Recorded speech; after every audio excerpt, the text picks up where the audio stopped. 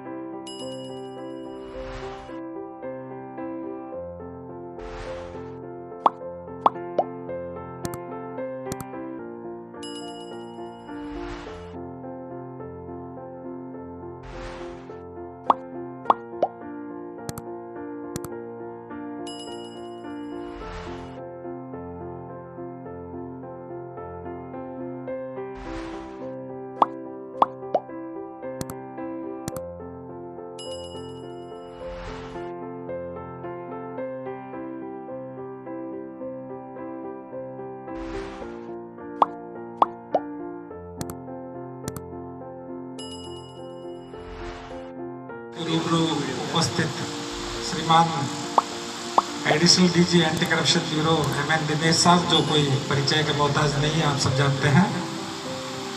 SP साहब आलोक श्रीवास्तव, जो अभी कोटा में हाल ही आए हैं एंटी करप्शन ब्यूरो में। उपस्थित सभी भ्रष्टाचार निरोधक ब्यूरो जो काम कर रहा है उसके बारे में ज़्यादा से ज़्यादा लोगों को जागरूक करना है और आप लोग उन जो काम करने का क्षेत्र है और ब्यूरो जो काम कर रहा है उसका ज़्यादा से ज़्यादा व्यापक प्रचार प्रसार करने में सहयोगी साबित हो सकते हैं। और काम के लिए अगर कोई रिश्वत की डिमांड करता है, मांग करता है, तो आप तुरंत भ्रष्टाचार निरोधक ब्यूरो से संपर्क करें। संपर्क करने के लिए हमारे नंबर हमने अभी एक जारी किया था पिछले 1 साल से 1064, ये टोल फ्री नंबर है।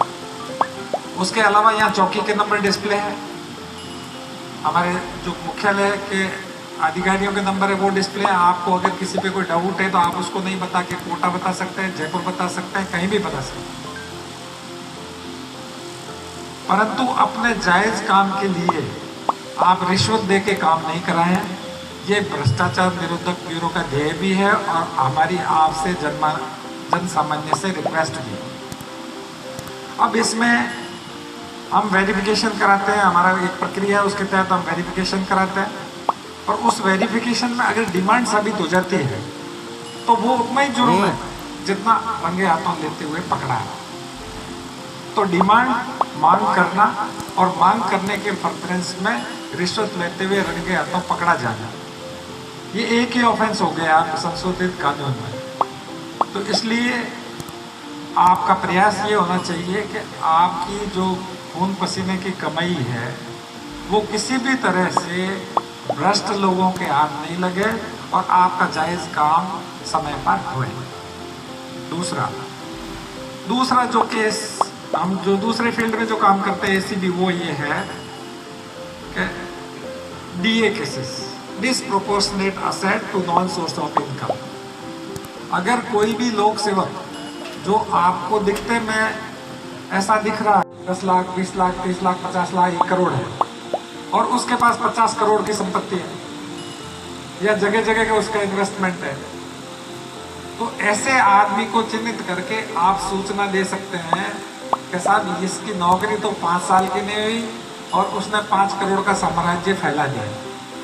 तो ऐसा जो लोक सेवक है उसके खिलाफ कानून में प्रावधान है और उसको हम डीए केस दर्ज करके और उसके खिलाफ कानूनी कार्रवाई करेंगे, जिससे ऐसे जो नौकरी के सहारे भ्रष्ट आचरण से कमाए हुए धन से जो पूंजीपति बनने की, करोड़पति और अरबपति बनने की चेष्टा करते हैं, ऐसे लोगों पे रोक लगे, उन पे कोई अंकुश लगे।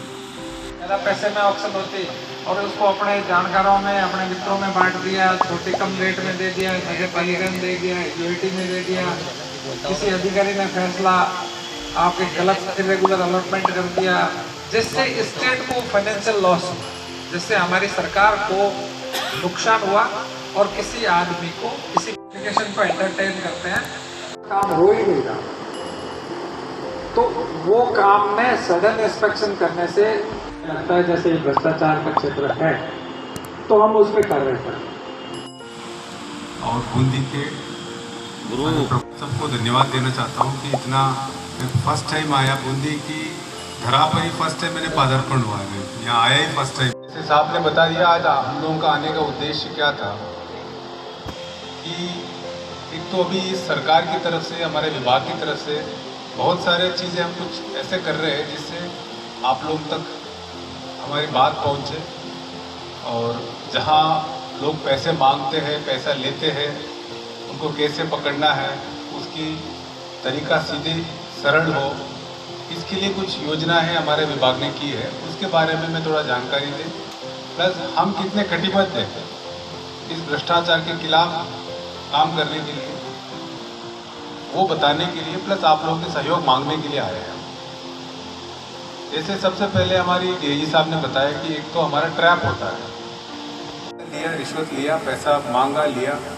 इसमें अभी जो कानून जो नया संशोधन जो हुआ है उसमें आपसे जैसे पैसे मांगे, अगर मान लीजिए आप पैसा दे भी दिए 7 दिन के अंदर आप हमें बता देंगे तो क्या आपकी एक तरह से बचत हो जाएगी। अगर आप आज पैसा दे दिया और 1 साल बाद बता रहे हो तो आप भी उतने जिम्मेदार होंगे। आपको पता है पैसा लेना तो अपराध है ही, पैसा देना भी अपराध है, क्योंकि आप लोग अखबार में पढ़ते होंगे कि पैसे देने वालों को लेने वालों को दोनों को एसीबी ने पकड़ लिया है। और अभी जीएसटी के कुछ अधिकारी पकड़े गए थे उदयपुर में, बिलवाड़ा में, बिलवाड़ा के अधिकारी थे, उदयपुर में पकड़े गए थे कमर्शियल टैक्स। उसमें जो ट्रांसपोर्टर जो पैसा दे रहा था वो भी पकड़ा गया, जो अधिकारी पैसा ले रहे थे वो भी पकड़े गए। तो इसलिए जैसे ही आपसे कोई रिश्वत मांगे तो इमीडिएटली हमें संपर्क करना होता है। तो आप संपर्क कैसे करें? आप मान लीजिए हिंडोली की कोई गाँव है, वहाँ कोई पटवारी ने पैसा मांग लिया, उस ग्रामीण को पता नहीं होता है कि साहब एसीबी क्या है।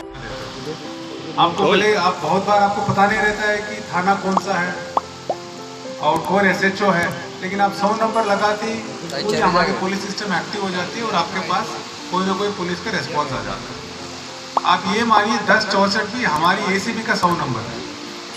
आप 1064 आप जैसे ही घुमाओगे, हमारी हेडक्वार्टर जयपुर में उसके लिए एक एडिशनल एसपी लेवल की एक अधिकारी बैठता है इसको मॉनिटर करने के लिए 10,000 की कॉलों को, और एक इंस्पेक्टर, 2-3 इंस्पेक्टर है जो 8-8 घंटे की ड्यूटी में। आप ये हर कॉल इंस्पेक्टर सुनेंगे, तो इंस्पेक्टर सुनेंगे। आपने जैसे मैंने बताया कि हिंडोली का ग्रामीण है, उसने बताया कि साहब मेरे से पटवारी जी 10,000 रुपये मांग रहे हैं। उन्होंने जैसे ही बताया, कभी कभी और हमारे एसीबी में बहुत बड़ा फ्रीडम है। आप जैसे 12 में कोई पैसा मांग रहा है, ज़रूरी नहीं कि 12 की यूनिट ही पकड़े, ठीक है। अगर मान ले पहले मेरे ज्ञानचंद 12 में रहे हुए हैं, कोई इनके पास फ़ोन कर लेता कि साहब 12 में मुझे कोई पैसा मांग रहा है, पटवारी 10,000 मांग रहा है, तो ज्ञानचंद यहाँ से जाके वहाँ उनको पटवारी को पकड़ सकता है। तो हमारी यूनिट की पूरी, वैसे बूंदी यूनिट की जिम्मेदारी बूंदी डीवाईएसपी की, लेकिन बूंदी डीवाईएसपी झालावाड़, बीकानेर, जैसलमेर, जहाँ भी उनको अगर कोई अप्रोच करते हैं वहाँ जाके कार्रवाई कर सकते हैं। बहुत बार हमारे पास ये होता है कि जैसे उनको कुछ कारणों की वजह से लोकल यूनिट के ऊपर विश्वास नहीं रहता है, वो खुद ही कहते कि साहब यूनिट इनसे कार्रवाई करा दें। जैसे 1064 में कॉल करेंगे तो वो 1064 में उसके बाद हमारे अधिकारी को आपका नंबर दिया, संपर्क करने के बाद फिर आपकी जो भी कार्रवाई वो सब होता है। बहुत बार भी झुंझुनू में पिछले साल की बात है, एक झुंझुनू चिड़ावा का नगर पालिका ईओ किसी से 3 लाख रुपए मांग रहे थे। जिनसे मांग रहे थे वो एक रिटायर्ड फौजी थे और ड्यूरिंग एक्शन ही उनके पाँव कट गया था, वो शायद अपंग हुए थे, वो ज़्यादा चल भी नहीं सकते थे। जैसे उन्होंने अपने असमर्थता बताई, उसके बाद हमारी टीम गई उनके पास, हमारी डीवाईएसपी जयपुर से गए, उनसे बात की, उनसे एप्लीकेशन लिया, वेरिफिकेशन कराया और अगले दिन ही ट्रैप कर दिया। मतलब ये सुविधा ये है कि बहुत बार आपको इवन हमारे ऑफिस तक आने की भी ज़रूरत नहीं है। आपने कॉल कर दी, अगर आपको लगता है कि सर मैं आ नहीं पाऊँगा, तो हमारे पास सब गाड़ी है, ये सरकारी गाड़ी इसी काम के लिए है, तो हमारे अधिकारी आपके पास आ जाएंगे। तो ये व्हाट्सएप नंबर है, हाँ इसमें लिखा है। अगर इसमें आप व्हाट्सएप कर दे तो क्या हमारे सिस्टम वापस एक्टिवेट हो जाता है। उसको भी एक इंस्पेक्टर लेवल के अधिकारी देखता है, 24 घंटा देखता है, वही हमारे ऑफिस में देखते हैं उसको। वो मेरे तक, हमारे डीजी साहब सोनी साहब है उनके पास तक, और एएजी साहब है, इन तक सूचना आ जाती है। उसके बाद हम लोग आपसे संपर्क करेंगे, संपर्क करके जो लोकल यूनिट है उनको एक्टिवेट करके आपके पास भेजेंगे। या दूसरा, आपने कहीं दूसरे फ्लोर का एक ठेकेदार था, वो करीब 3 करोड़ उसके बिल पेंडिंग थे, वो 3 साल से घूम रहा था, परेशान हो रहा था। तो हमारे पास रोते हुआ उसके उसी स्ट्रेस में, उसी टेंशन में, मतलब हार्ट प्रॉब्लम हो गया, एंजियो भी हो गया था। उसने आके ये बोला कि साहब मैं इतना परेशान हो चुका हूँ, ऑलरेडी मैं करीब 3 साल से 25 लाख दे चुका हूँ, लेकिन अभी भी मुझे उम्मीद नहीं वो पैसा वापस देंगे। वो ऑलमोस्ट सब घर बाहर सब बेचने की स्थिति में आ गया था। उसने बोला भी था आप कैसे भी हमें मदद करो। तो उसके बाद ट्रैप करवाया, ट्रैप कराने के बाद 15 दिन के अंदर हम लोग विभाग के पीछे पड़े, इनसे चीफ इंजीनियर से बात किया, सेक्रेटरी से बात किया। उसकी जो 3 साल से जो 3 करोड़ पेंडिंग था, वो 15 दिन के अंदर अंदर ही उसको पूरा भुगतान हो गया उसका।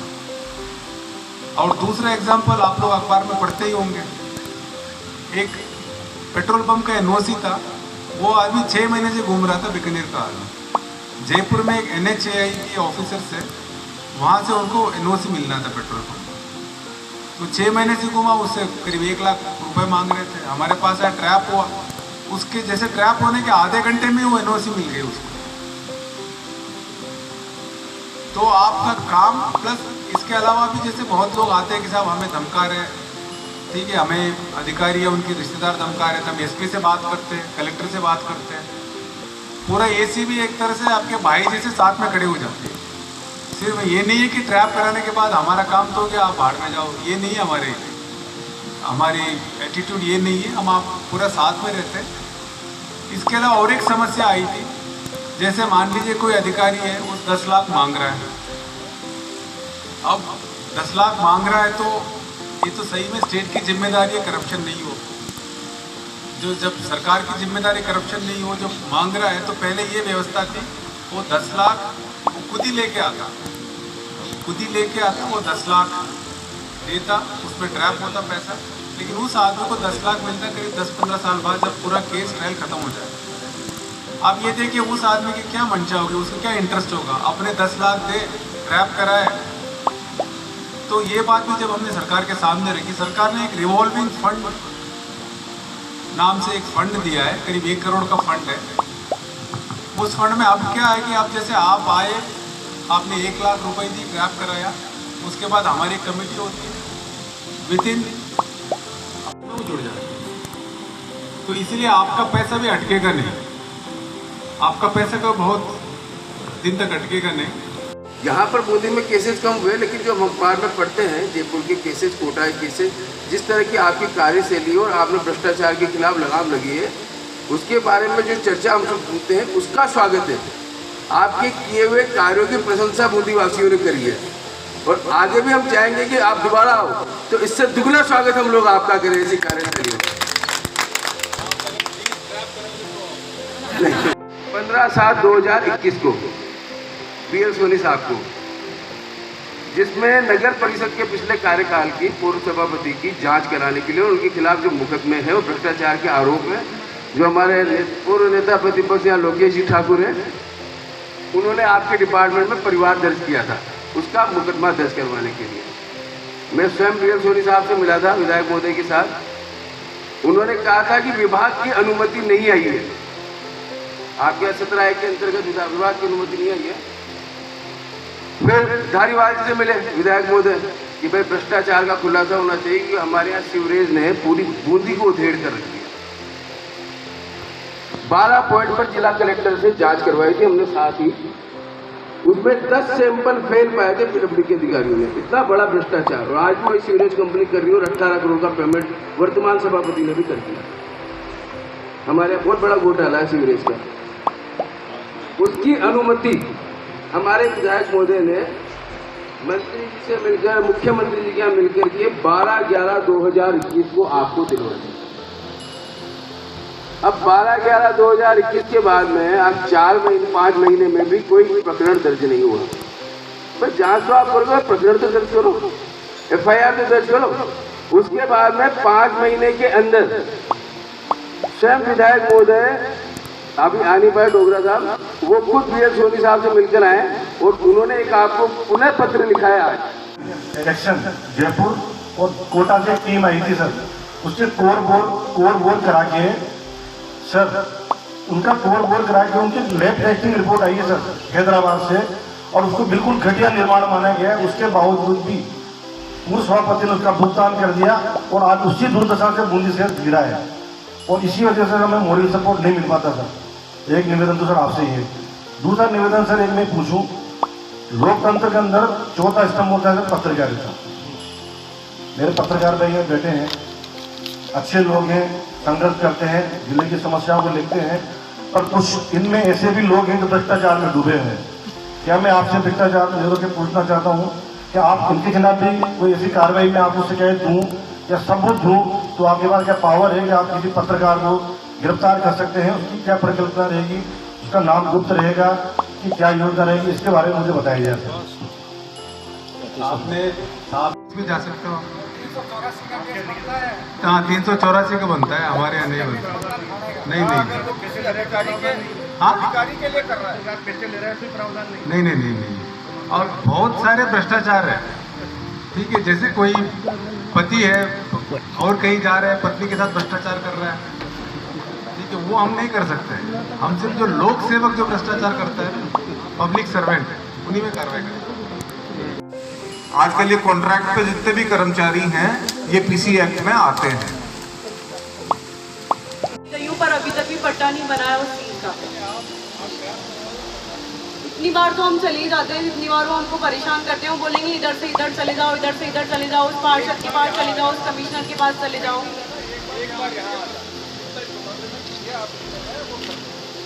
सर मैं मैंने मम्मा को भी भेज दिया, पर बाकी ऐसा कुछ नहीं हुआ। 2-3 महीने से वो ऐसे ही, हाँ, और ऐसे ही बोलते 10-15 हज़ार तो काम हो जाएगा, 10-15 हज़ार दूंगी तो मैं ऐसे ही काम करवा लूंगी ना। क्या अच्छा ट्रैप करके, जिसकी अवैध रूप से वो 100 रुपये 200 रुपये की डिमांड करता है। एक कर्मचारी ने नहीं दिए तो उसके साथ उसने लात घूसों से मारपीट की है। और यहीं से अभी लेटेस्ट आपके सामने से 20 मिनट पहले कुछ वार्ड पार्षद यहाँ से उठ के गए और आरती राजीनामा करवा रहे हैं वहाँ पे। तो सर ऐसे इस तरीके से अगर इस वार्ड पार्षद जी इन क्राइम को बढ़ाया हुआ देखें तो ये सर आपको ये आदमी में आता है या नहीं आता है, ये बोलिए। माइक नीचे करो ना। नहीं हम हर जिले में एक तरह से हमारे सीनियर अधिकारी जा रहे हैं कि अभी डीजी साहब भी गए थे, हमारे एसपी साहब, डीआईजी साहब, सब हम लोग जाते हैं और वहाँ लोगों को जो एसीबी अभी जो कार्रवाई कर रही है और एसीबी को अप्रोच करने के लिए क्या क्या हमने सुविधाएं दे रखी है वो सब बताने के लिए ये कार्यक्रम आयोजित किया गया था। जैसे 1064 है हमारी व्हाट्सअप नंबर है, इसे सीधे कांटेक्ट कर सकते हैं। प्लस रिवॉल्विंग फंड है, अभी सरकार ने एक रिवॉल्विंग फंड आयोजित की है जिसमें जो ट्रैप कराता है परिवादी उसको ट्रैप के बाद वो पैसा वापस रिटर्न हो जाता है, इसके लिए एक अलग से फंड सरकार ने दिया है, उसके बारे में जानकारी देने के लिए। इसके अलावा सरकार की सर्कुलर है कि जिसमें जो ट्रैप कराता है उसके काम कराने के लिए विभाग अध्यक्ष को जिम्मेदार बनाया गया है, वो बताने के लिए। प्लस ईसीबी क्या क्या करती है, जैसे ट्रैप करते हैं, आय से अधिक संपत्ति के जो अर्जित करने वाले अधिकारी उनके खिलाफ कार्रवाई करते हैं, सरप्राइज चेक करते हैं और मिसयूज ऑफ ऑफिस केसेस करते हैं। इन सब के बारे में लोगों को जानकारी देने के लिए और हम जो काम कर रहे हैं जिससे अच्छे जो रिजल्ट आ रहे हैं उनको बताने के लिए ये संवाद हमने आयोजित किया था। सर अभियोजन स्वीकृति में भी काफी टाइम देरी हो जाती है, उसको लेकर क्या? नहीं, अभी हम लोग लिखते रहते हैं, अभी काफ़ी आ रहे हैं, अभी जल्दी आ रहे हैं और डीजी साहब भी लिखते हैं, हम भी लिखते हैं, हम लोग विभाग अध्यक्ष से बात भी करते हैं, अभी काफ़ी आ रहे हैं। सर ये एसीबी के कामकाज को लेकर अभी भी रूरल एरिया में जागरूकता का अभाव है, वहाँ उस स्तर पे चौकी ने बोला लेकिन इस तरह के सेमिनार वहाँ पर भी नहीं, इसीलिए तो अभी हम चौकी वालों को भी बोला है। मैं तो अभी तो जैसे जिला स्तर पर हो गया, उसके बाद तालुक स्तर पर एसडीएम कार्यालय स्तर पर, उसके बाद बड़े गांव हैं वहाँ भी धीरे धीरे जाएंगे। तो इसलिए आप लोगों को बुलाया भी इसीलिए है ताकि आप लोग पहुँचाओ इस बात को, वहाँ तक पहुँचे। 1064 स्पेशली 1064 अगर किसी से पैसे मांगे वो कहीं जाने की जरूरत नहीं, 1064 पे कॉल करें तो उसके बाद हमारे विभाग अपने आप एक्टिव होके उन तक पहुँच जाए। शिकायत के कार्यालय की काफी शिकायतें पेंडिंग पड़ी है, उसमें कार्रवाई नहीं हो रही लगती सर। नहीं, हमारे यहाँ तो अब इंडिविजुअल तो मुझे इतना आइडिया नहीं है, लेकिन अगर अभी भी पैसे मांगते हमारे पास आए तो हम कार्रवाई कर लेंगे। सर एक बैंकों पे काफी स्थिति गंभीर है सर। बैंक भी पब्लिक सर्वेंट है, हमारे अंडर में आते हैं। अगर बैंक की कोई कर्मचारी भी पैसे मांगता है तो उनको भी ट्रैप कर सकते हैं, पहले भी किया हुआ। काफी तरह से लूटते हुए दलाल बिठा रहे, तो वो एक आध हमें हमारे पास आना पड़ेगा या तो 1064 बैंक की ज्यादा कोई भी है, कोई भी बैंक, कोई सभी बैंक। सर प्राइवेट सेक्टर में अगर कोई होता तो इसके लिए क्या? प्राइवेट सेक्टर में मुश्किल है क्योंकि अभी कोई पब्लिक सर्वेंट का ही है। हम थाने में जा सकते हैं, फ्रॉड वॉड करके तो वहाँ दर्ज करा सकते हैं। सर पूर्व मंत्री रमेश जी मीणा ने एक आरटीओ को वहाँ रिश्वत लेते हुए जो अवैध वसूली कर रहे थे उसको पकड़ा था। कोटा में मामला भी दर्ज हुआ था, फिर एसीबी में मामला है, लेकिन अभी तक उस मामले में नहीं, उसका वो इंडिविजुअल मामले का आइडिया नहीं है, हम चेक करके बताते हैं। गवाही देने नहीं आता, वो हम चेक करते हैं एक बार।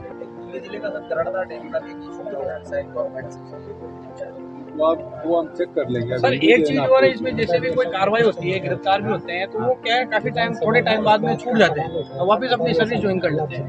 तो ये भी लोग बागों में डर है कि भाई अगर ये छूट जाएंगे कहीं ना कहीं वापस आ गए। लेकिन केस तो चलता रहता है, वो तो अभी सरकार की पेंशन रुकी रहती है और लेकिन सर वो तो ग्रेच्युटी नहीं मिलती उनको, जिसने उसको फंसाया उस पे तो वो जो छूटते हैं वो देश के कानून के अंदर ही छूटते हैं।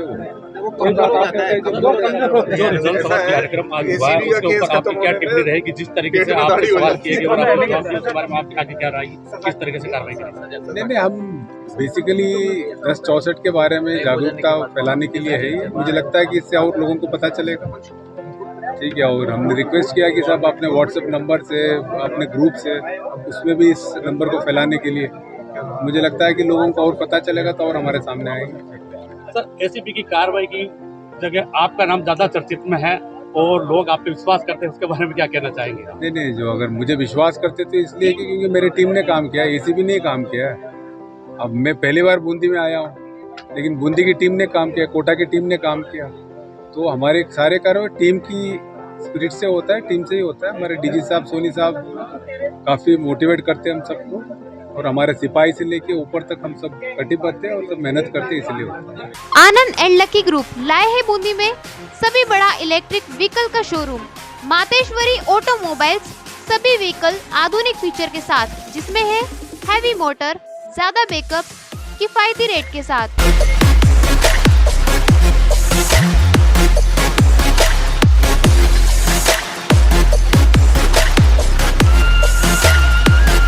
Address Mateshwari automobiles near Lal Vyas doctor clinic Chittor चौराहे के पास बूंदी।